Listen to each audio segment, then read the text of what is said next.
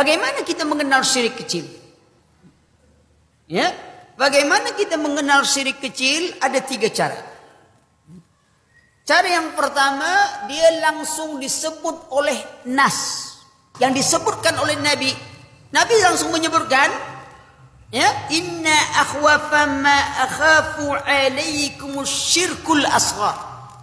Qal wa ma syirkul asghar ya Rasulullah? Rasulullah sallallahu alaihi wasallam menjawab, ar-riya. Langsung nas menyebutkan tuh.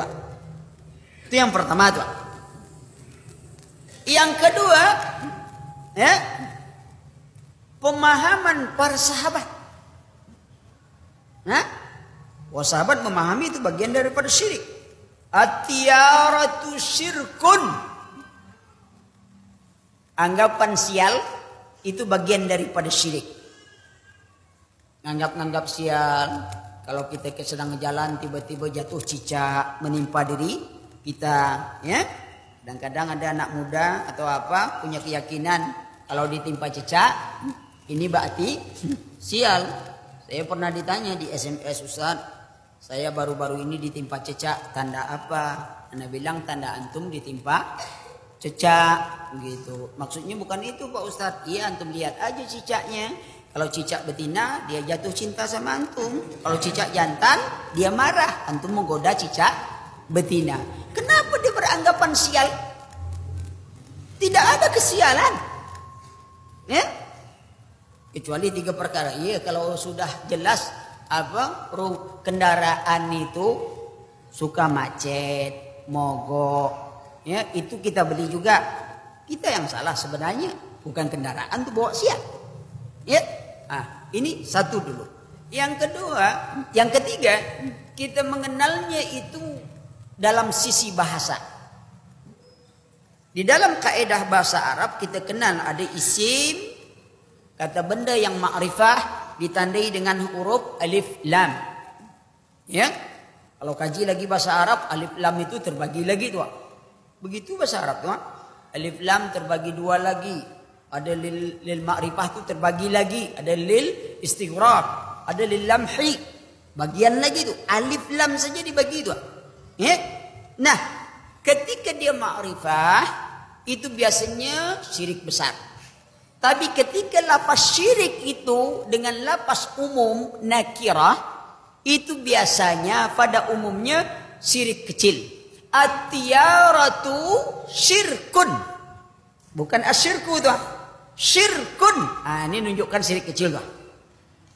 Ini kaidah dalam memahami. Sebab nanti kalau kita tak tahu, kita menganggap semuanya syirik besar. Ya, syirik besar menghapuskan semua amalan kita. Innahu man yusyrik billah faqad harramallahu alaihil jannah wa ma'wahumun nar. Sesungguhnya siapa mensyirikatkan Allah, Allah mengharamkan atasnya surga, tempat tinggalnya adalah neraka dan dia kekal.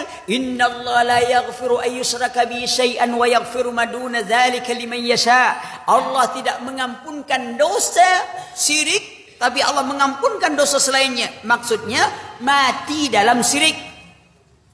Kalau lagi hidup dia buat syirik, kemudian setelah belajar dia tahu itu syirik, lalu dia bertobat, insya Allah Allah terima. Yang tak diampuni Allah itu mati dalam syirik, ya, mati dalam syirik. Jelas, hapuslah semua perbedaan syirik besar syirik kecil. Kalau syirik besar masuk dalam sebuah amalan dan mati dalam keadaan syirik besar, seluruh amalan kita tidak diterima oleh Allah dan kita kekal di neraka. Tapi kalau syirik kecil, apa amalan yang dimasuki oleh syirik kecil itulah yang hapus. Umpamanya selama ini kita ikhlas, tapi hari ini pas kita beramal, ya, ada sedikit ingin dipuji orang, apa ini muncul, yang ini masuk riya, inilah yang berdosa, yang inilah yang tidak diterima oleh Allah dan berdosa.